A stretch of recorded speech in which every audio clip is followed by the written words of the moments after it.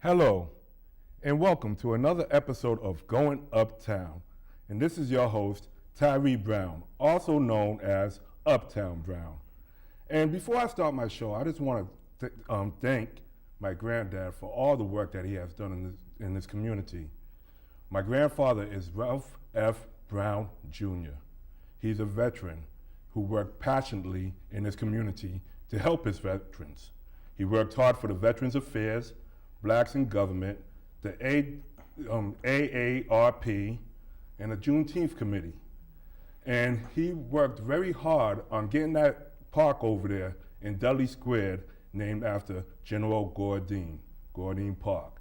And right now we are currently working on putting a black veteran statue over there, a project that he started before his untimely death. Now, I am so honored to receive the Ralph F. Brown Jr. Incentive Award on June 19th, the day of Juneteenth, at the Center of National African American Artists. And I would like to thank the Juneteenth Committee for nominating me for the award.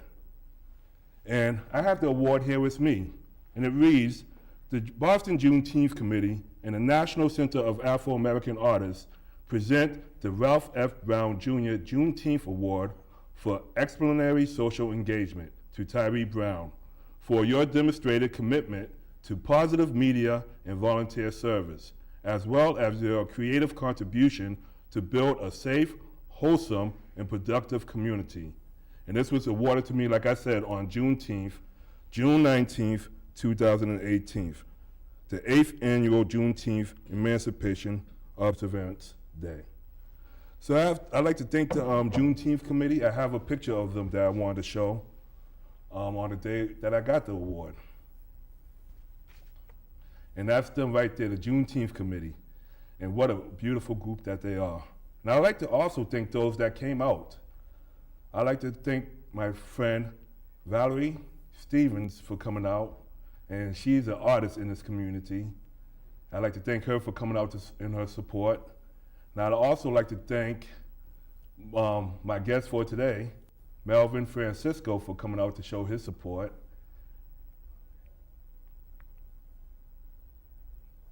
And of course, my mentor, Brother Haywood Fennell Sr., who will be coming on later on too.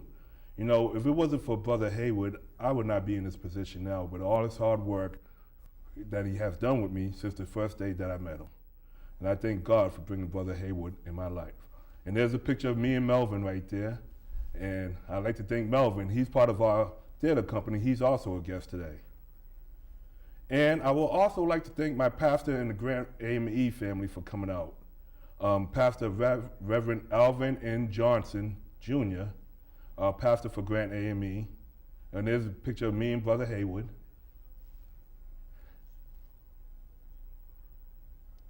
And like I was saying, Pastor Alvin N. Johnson is our pastor at Grant AME Church, 1906 Washington Street.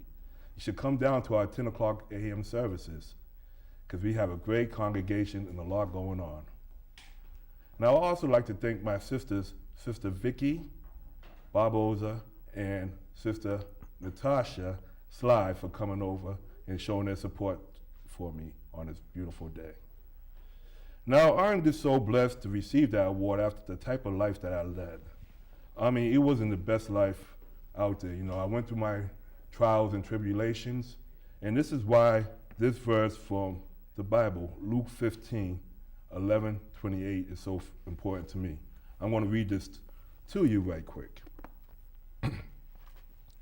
It's called the Parable of the Lost Son. Jesus continued, there was a man who had 2 sons. The younger one said to his father, Father, give me my share of the estate. So he divided his property between them. Not long after that, the younger son got together all he had, set off a distant country, and there squandered his wealth in wild living. See, I'm the younger son. After he had spent everything, there was a severe famine in the whole country, and he began to be in need. So he went and hired himself out to a citizen of that country, who sent him to his fields to feed pigs. He longed to fill his stomach with the pods that the pigs were eating, but no one gave him anything. When he came to his senses, he said, "How many of my father's hired servants had food to spare? And here I am, starving to death. I will set out and go back to my father and say to him, 'Father, I've sinned against heaven and against you. I am no longer worthy to be called your son. Make me like one of your hired servants.' So he got up and went to his father. But while he was still a long way off, his father saw him, and was filled with compassion for him. He ran to his son, threw his arms around him, and kissed him. The son said to him, 'Father, I have sinned against heaven and against you. I am no longer worthy to be called your son.' But the father said to his servants, 'Quick, bring the best robe and put it on him. Put a ring on his finger and sandals on his feet. Bring the fattened calf and kill it. Let's have a feast and celebrate. For this son of mine was dead and is alive again. He was lost and is found.' So they began to celebrate. Meanwhile, the older son was in the field. When he came near the house, he heard music and dancing. So he called one of his servants and asked him what was going on. 'Your brother has come,' he replied, 'and your father has killed the fattened calf because he has him back safe and sound.' The older brother became angry and refused to go. So his father went out and pleaded with him. But he answered his father, 'Look, all these years I've been slaving for you and never disobeyed your orders. Yet you never gave me a young goat so I could celebrate with my friends. But when this son of yours, who has squandered your property with prostitutes, come home, you killed the fattened calf for him.' 'My son,' the father said, 'you are always with me, and everything I have is yours.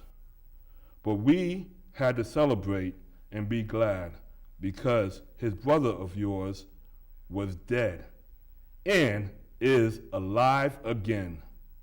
He was lost and is found.'" That was coming from the book of Luke, chapter 15, verses 11 through 31. And I would just like to thank all my family for their prayers, as you can see them in there, for their prayers, and keep on having faith in me, because without their love and support, I don't know where I would have been. And thank God I am here now doing this show. And 10 years ago, I would have never thought I would be here.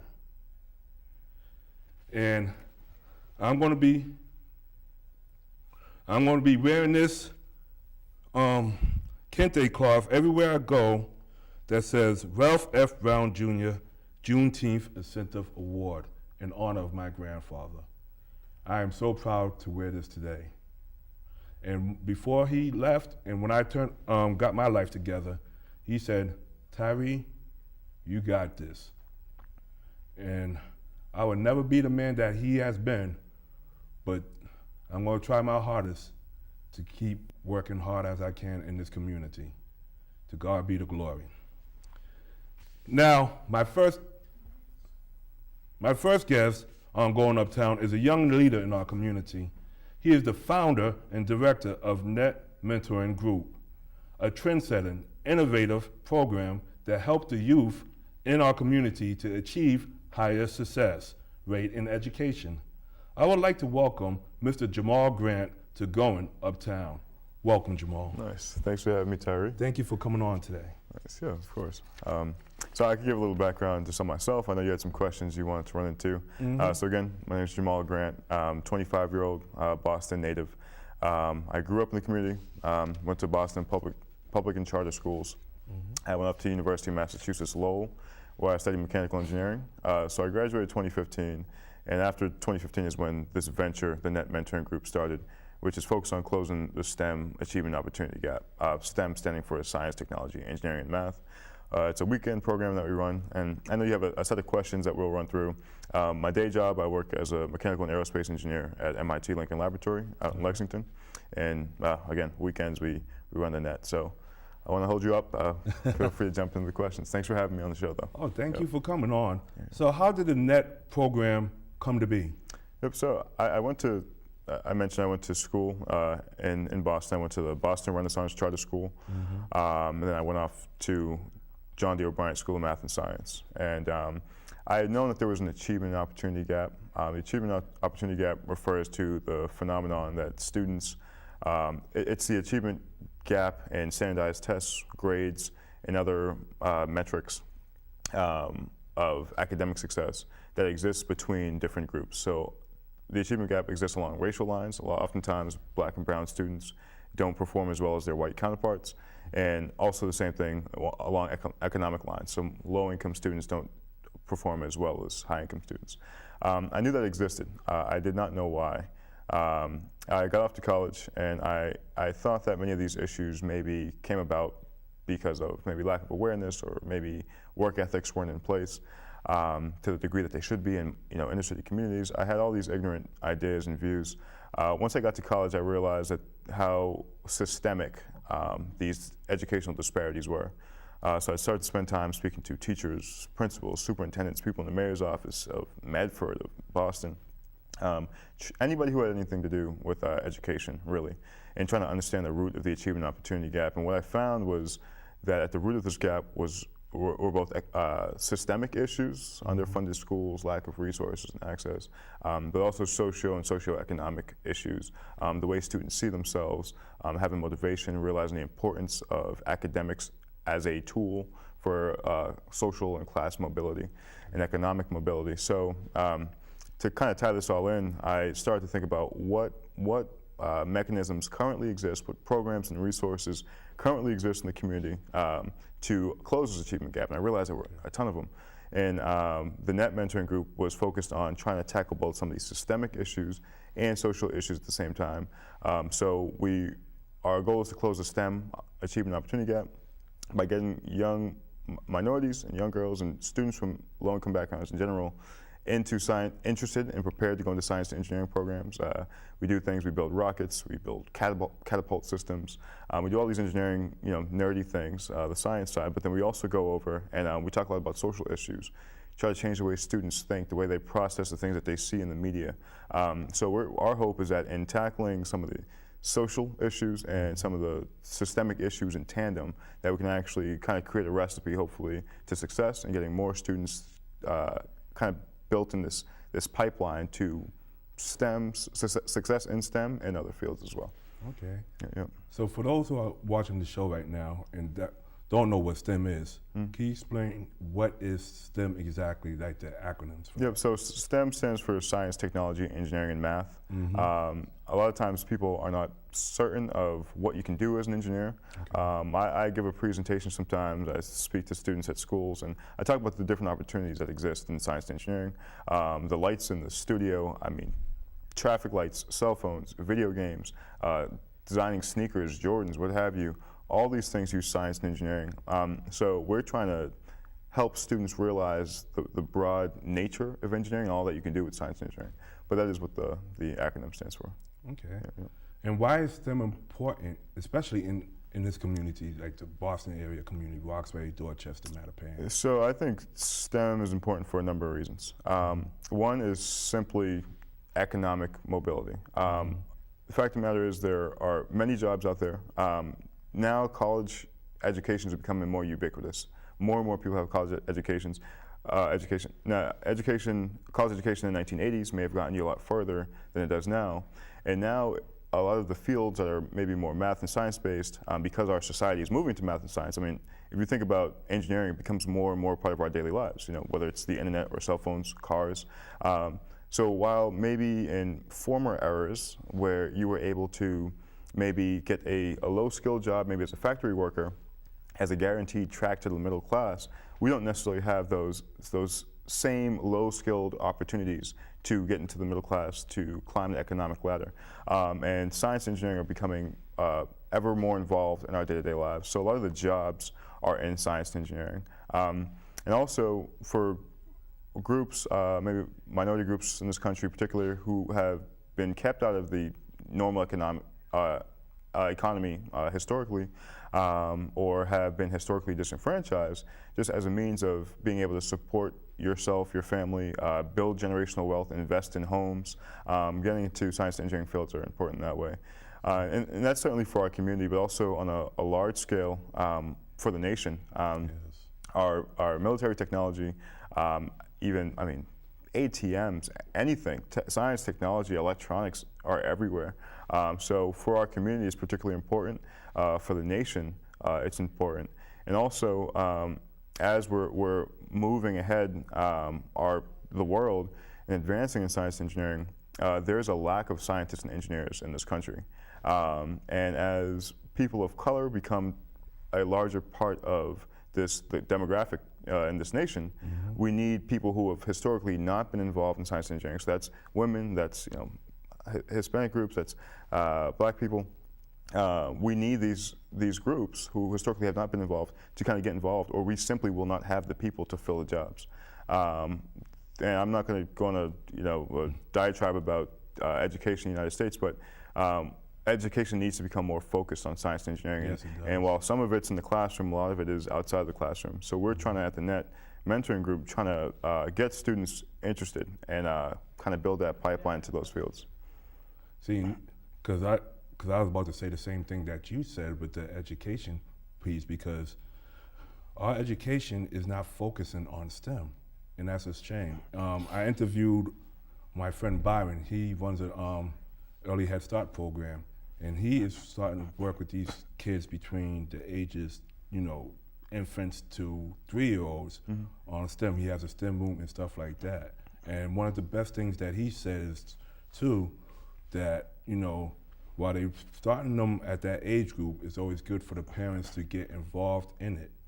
But nowadays, a lot of parents really don't have that much time, because there's single parents usually. You have to have jobs to work and to provide for their household and stuff like that. And that's why, programs like yours is wonderful, and we definitely need more like that in this community. My question to you is, how often do your program run? So I guess some background in general, we serve students from 8th grade to 12th grade, so that's roughly 13 to 18 years old. We meet twice a month. Our program we're still pretty new. We just kicked off January 2017. So we're working on a lot of the logistics, how can we better serve our students, but right now we run the school year, so September to May-ish, June. And we first and third Saturdays of each month, and we meet with the students for 4 hours. And again, that will encompass some of our kind of, I guess, social awareness, social justice building, our STEM component, and also our mentoring. And for a little bit more background, we have a unique, maybe not unique, but we have our format is maybe not as traditional. Format of our mentoring program. So we have these mentor families, and what it is a male and female mentor pair. Okay. All of our mentors are either in school or recent college graduates, young professionals, and we're all from the community. We grew up similar backgrounds, lives, and upbringings as many of these students, and so there'll be 2 to 3 mentees per mentor pair. And we hope in that way that these students get to have a home outside of the home. They say it takes a village to raise a child, and we want to help be a part of that village. And a big thing that we focus on is continuity, keeping a continuous stream of positive influence on these students. So while we do just meet twice a month, we're trying to incorporate tutoring. We have a small tutoring component right now, It's not on the weekends. It's usually done more offline, a little bit more informally. And we try to connect students to existing resources in the Boston area. So particularly if there are any organizations who may be watching this, we want to connect with other resources, other groups, other organizations doing similar work, and kind of put them on our website. So our website is thenetmentoring.org, and again, it's still brand spanking new. There's not a ton up there right now, but we want our website to be a one-stop shop for Boston resources, so parents can go on and find a STEM program near them, or even a dance program or a sports program. We want to have our website be a hub for resources in Boston. And one last thing, the net, people have asked if it stands for basketball net or soccer net. No, so if you look at the programs in Boston as somewhat of a dot on a map, we want to be those connector bars between those dots to kind of create a net to catch those kids or students who tend to fall through the cracks. So that's students who come from two-parent homes, single-parent homes, foster kids, anybody. We're really trying to create that continuity between resources in Boston. Okay. And what's the your email address again? Or not the email, your website address again for anybody that want to find some more information on it? Thenetmentoring.org. Thenetmentoring.org. Now, you just had an event in May, matter of fact, where you exhibited the engineering part of the STEM. Yeah. Do you want to tell my audience about what happened? Yep, so I'm really excited about that. It was the Net Mentoring Group, our rocket launch event. It's going to be, we're going to try to make it an annual thing. We try to do a variety of different projects with these students, but the one that our students spent the most time on, and our mentors as well, this past year is building these rockets. The rockets maybe are about 3 feet high, and most people thought we were making bottle rockets, and bottle rockets are cool. These rockets fly between 450 and about 600 feet. Okay. So sometime early May, we had the students have been working on these for maybe 4 or 5 months, and we had a lot of members of the community, parents come down and kind of see the work that their students have been putting on. We had competition. Some groups went really high. I know you all have some images and maybe some videos from the time. It was a great time. And but what really made the event a success, and the year a success, is our mentors, but also the parents who have been supporting, bringing their students, their children to our program, the students that have been committed, and all the community members who came out to kind of watch this event. It was a really exciting event. Luckily the weather cooperated. We did get a rocket stuck in the tree. That was tough, but it was a good time. Yeah. It's a good time around. So what's next? So again, all the mentors were all between 24, 26, 27 years old, and we're learning as we go. We're building the ship as we sail it. And going forward, we're really trying to think about how can we best serve our students. So right now we meet, again, first and third Saturdays of each month. We meet at Roxbury Community College right down the road. But we're trying to think about how we can have more of an impact on students.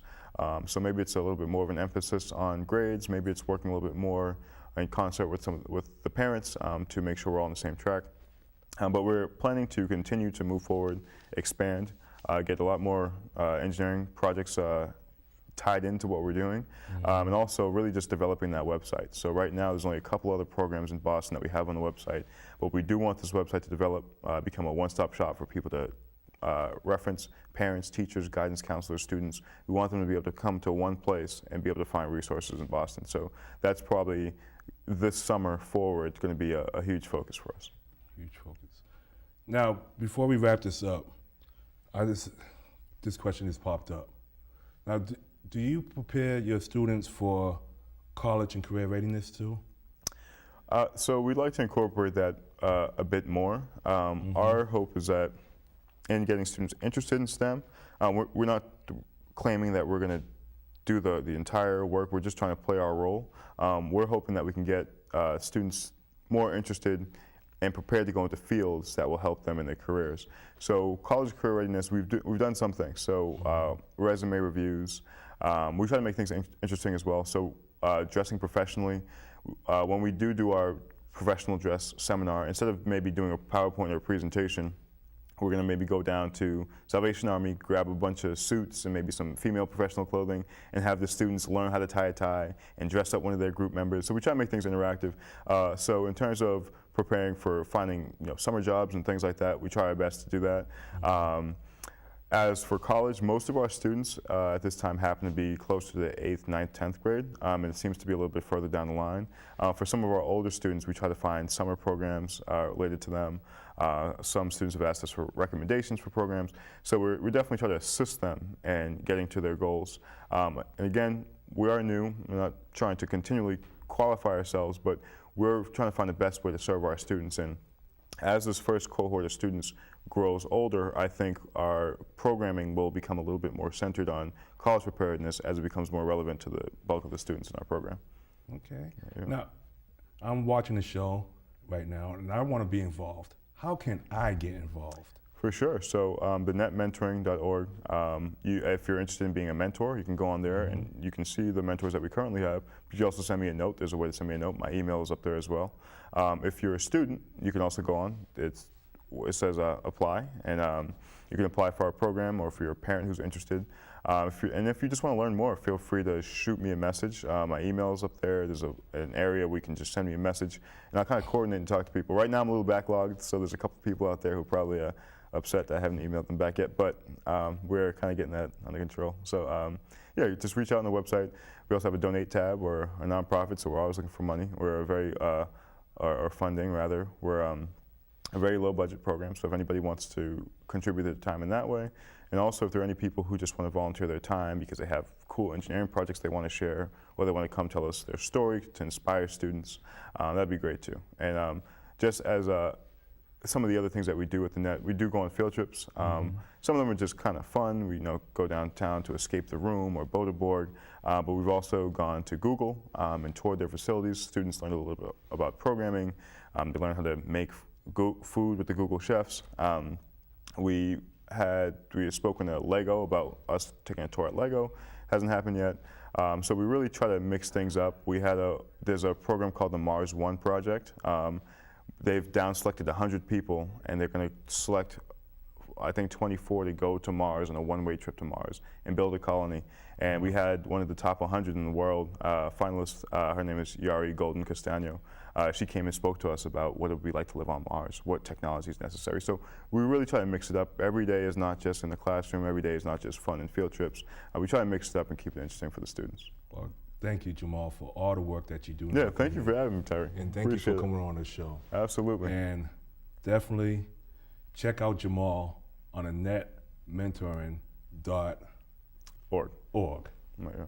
And this is Going Uptown with Uptown Browne, and we will be back after this break.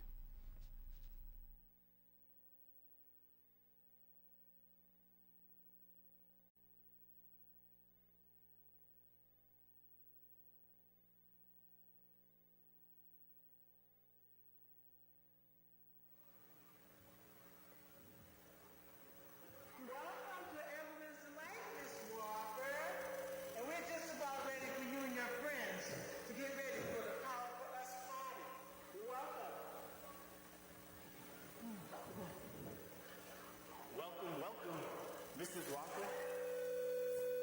It's not Mrs. It's Madam C.J. Walker, and I am the queen of Negro cosmetics. It was I who convinced our colored women and some colored men to use the straightening comb. It made a big difference in how they looked. When I first started, they, meaning the white folks, laughed at my plan as I ordered the first combs. Even my own people did not support me at first. It was hard, but I believed in myself. Now look, I'm making our people look good and feel good too. But I could not have done it without God being in the plan. You must always keep God in the plan.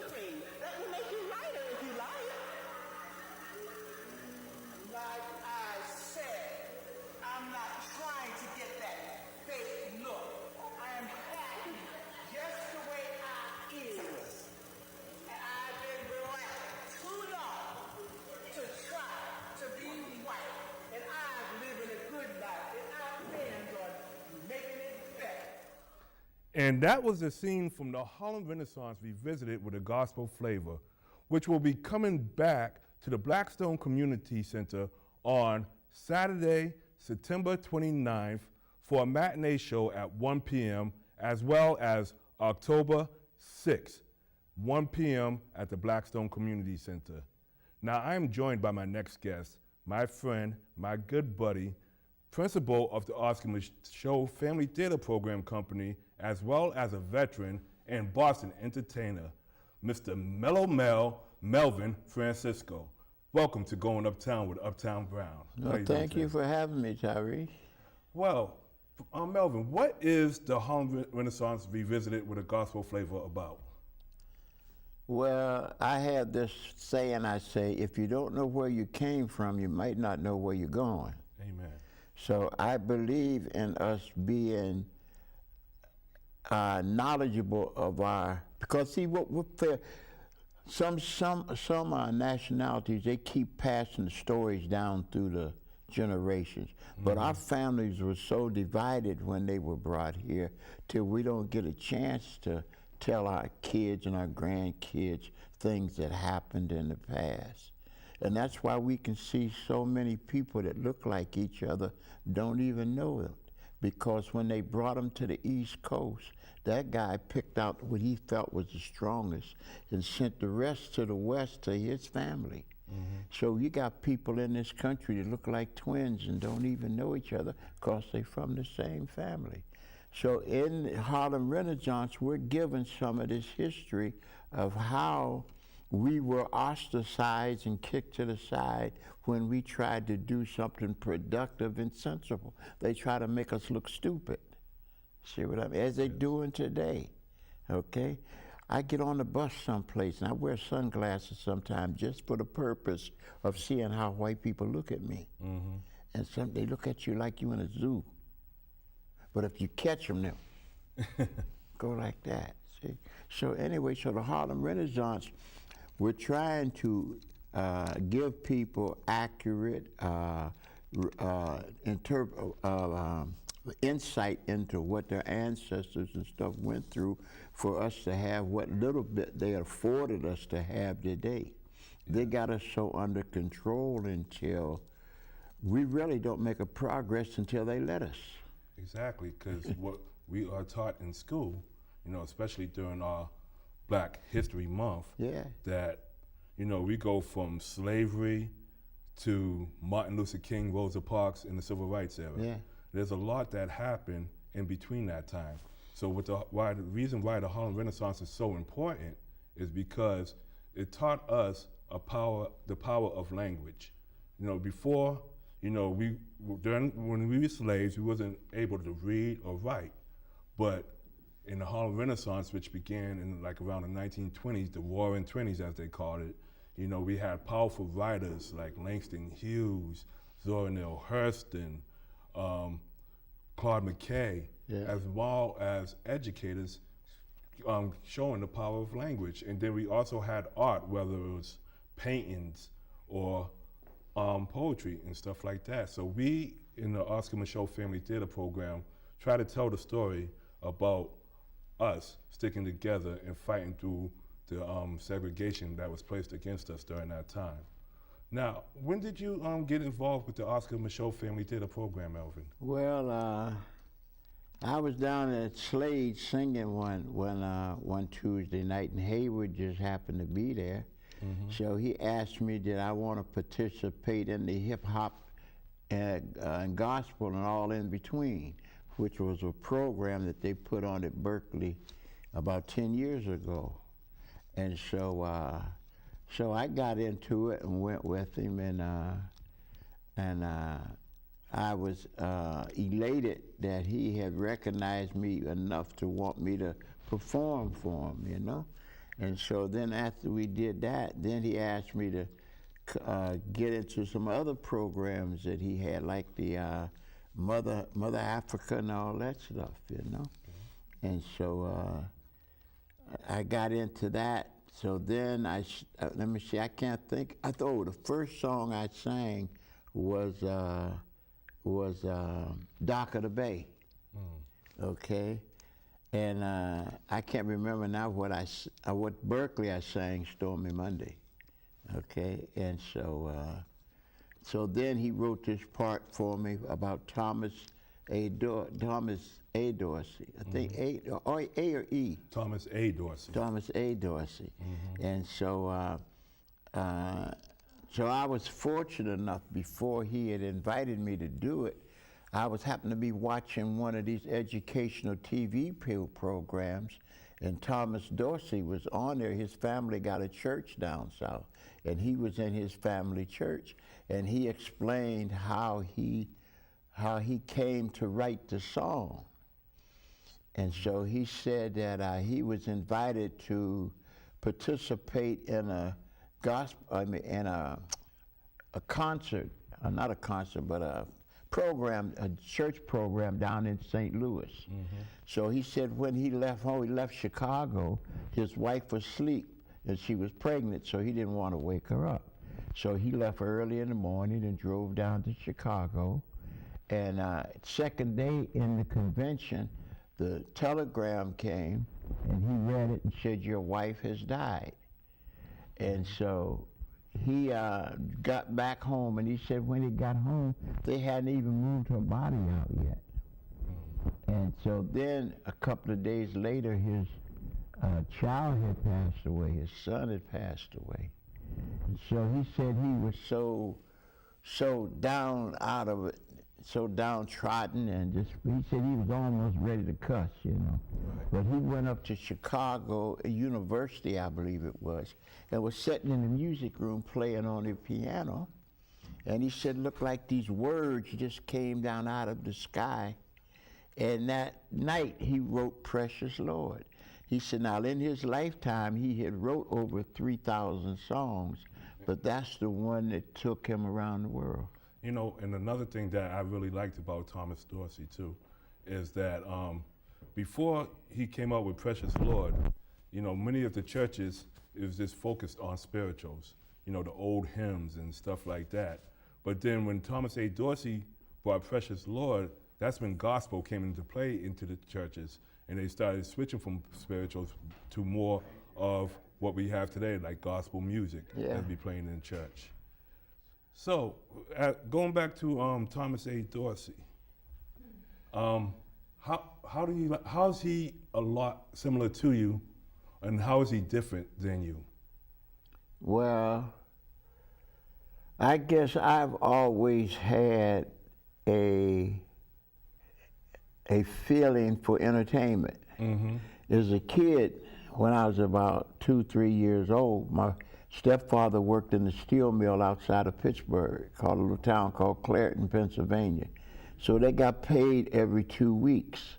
So they didn't have no babysitter, so when they would go out to party, they would take me with them and put me back in the back with a Coca-Cola, okay? So I've been going to clubs ever since I was 3 and 4 years old, and people look at me when I say that. But being in there, I'd be sitting back there listening to the music and beating on the table. And that's why I learned my rhythm patterns. Now, sometimes when I play the tambourine, I do so many things, some musicians get upset and they ask me not to play no more. So one guy told me, he said, look, it's not that you're doing bad. He said, but you be doing so much that I be listening to you and missing my own thing. So he said, when I'm playing, please don't play your tambourine. So that's the only way you look at it. First I used to get upset, but then when the guy told me that, then I said, oh, I'm better than what I think I am. And so some people ask for it now, you know. Yes, and I see that you're always carrying your tools too. Oh, well, a mechanic always keeps some of his tools with him, okay? So, you know, you're talking about this music that you play with your tools. Let's hear some of it that you well, let show me to our see. audience. I'll always start real simple. Okay.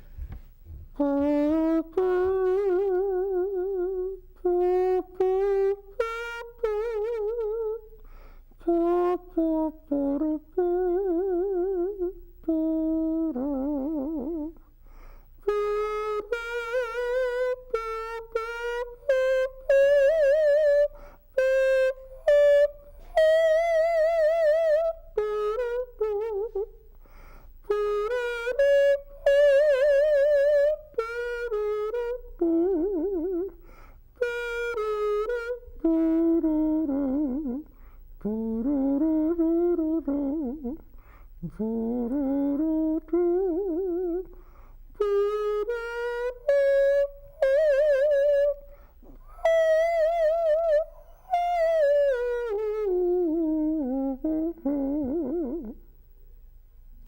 stuff, good stuff. Then, Uh-huh. I don't know where I learned this from, but it was a long time ago, and I think some of them guys from down in Alabama used to come through Cleveland, Ohio, working in the automobile industry and all them places. And I don't know how I learned this, but somebody showed me how to do this, and I've been doing it ever since.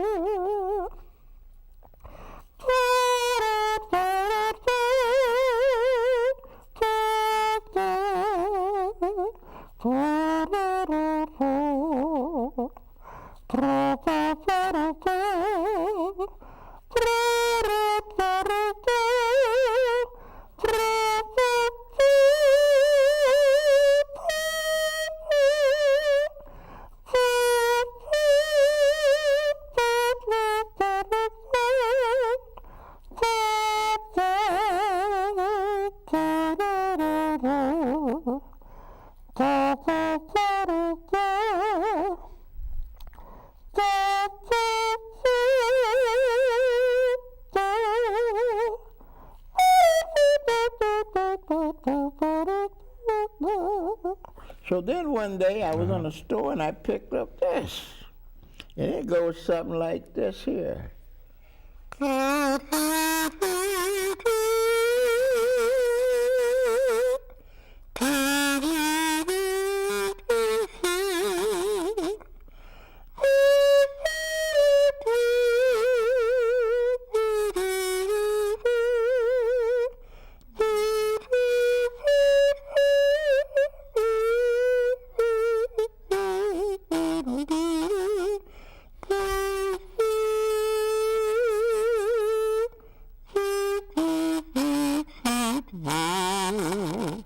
Great job, Melvin. Right now we are going to take a break and we will be right back to Going Uptown.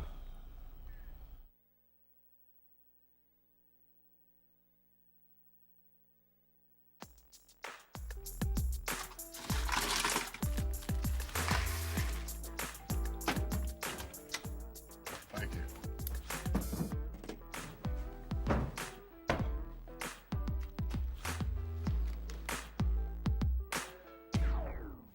You got a king? Go fish. In your face, in your face. The smallest moments can have the biggest impact on a child's life. Take time to be a dad today.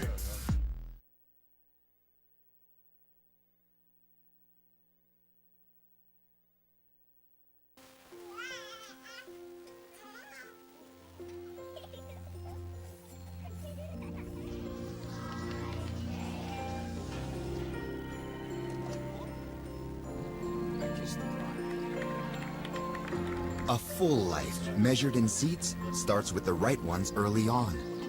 Car crashes are a leading killer of children 1 to 13. Learn how to prevent deaths and injuries by using the right car seat for your child's age and size.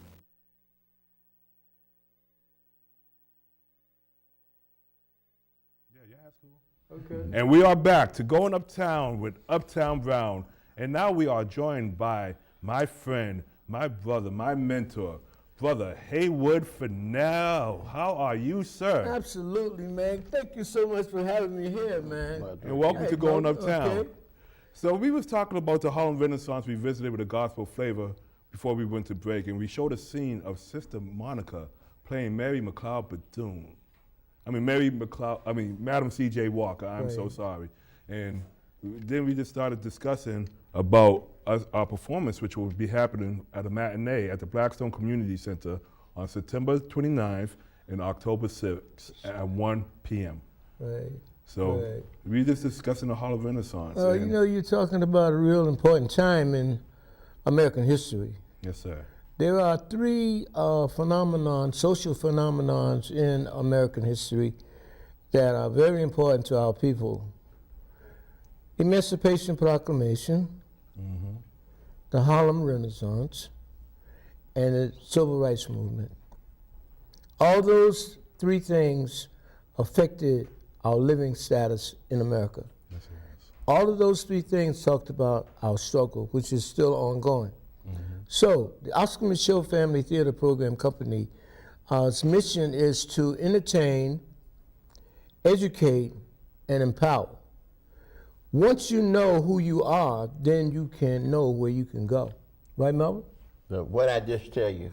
Yes, he Okay. did, yes. Yes. Yes, we had a great discussion on that. Yes. And before I want to continue with the Harlem Renaissance Revisited with a Gospel Flavor, you know, we have a very big project that I spoke about earlier at the Gordine Veterans Park. Right. You know, we're trying to build the Black African American statue over there honoring Right. our vets, a project that Right. my granddad started Right. earlier. Yeah, well, I just came from a meeting with now a supporter who's a veteran and a businessman. You know, his name is John Jenkins. He's the president of Western Insurance Company.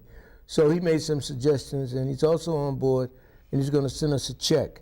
Oh, okay. You know, the General Edward O. Gordine statue is not just a statue, it is a symbol of the tragedies and the inequities in the United States military as it affected Black veterans from the American Revolution up until the present day.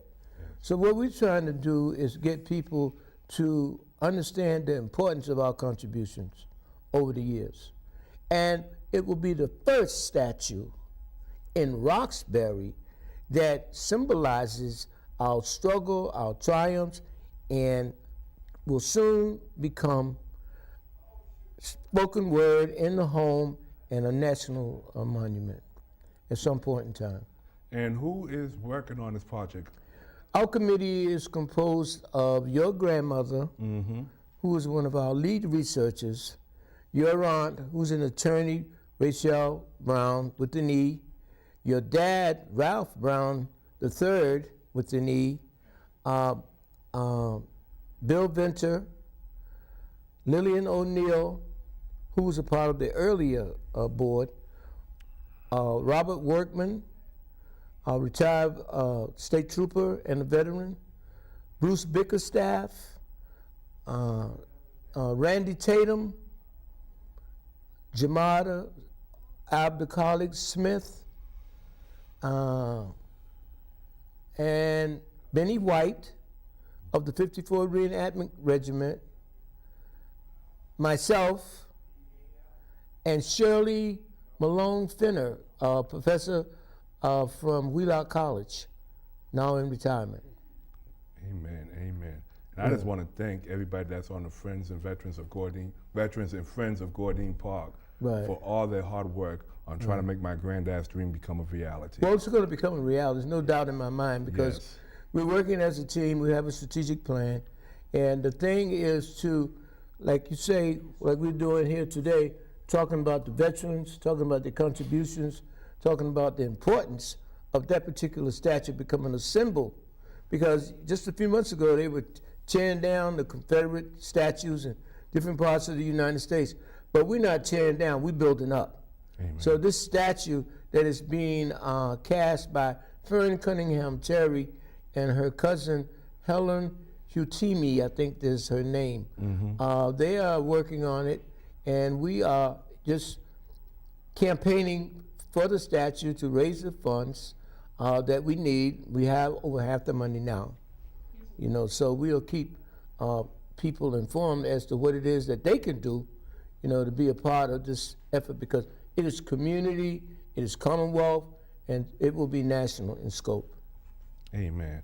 And I just want to thank you for, you know, Yeah. really working hard on getting this. Oh yeah, well Becoming I just came from a meeting, and you know, I don't mind, man, because I'm doing something that I like and it's important. Yes, sir. It's very important. Everything that we do, Tyree Melvin, is important. Yes, it is. And one of the big things that we are doing that is very important is we are preparing for the Harlem Renaissance Revisited with a Gospel Flavor, which will be coming to the Blackstone Community Center on Saturday, September 29th at 1 p.m.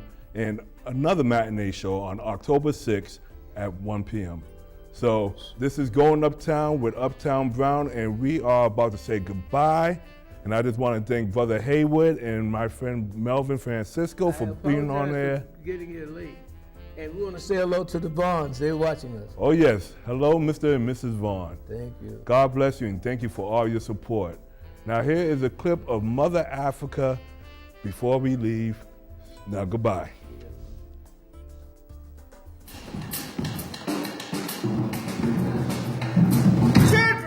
Children, where are you? Come out and stop playing with your mother. Come, children, come. Come, children. Your children are gone from here. Gone? Gone where? They are not here, Mother Africa. Did you not hear the drums tell you about the slave ships loaded on children? Oh, no, not the slave ship. Can I go and get them and bring them back home? What can I do? What can I do? No, there is nothing you can do. Why? They will be shackled like cattle. Shackled? And scattered from place to place. No. With many landed in the faraway places in a place called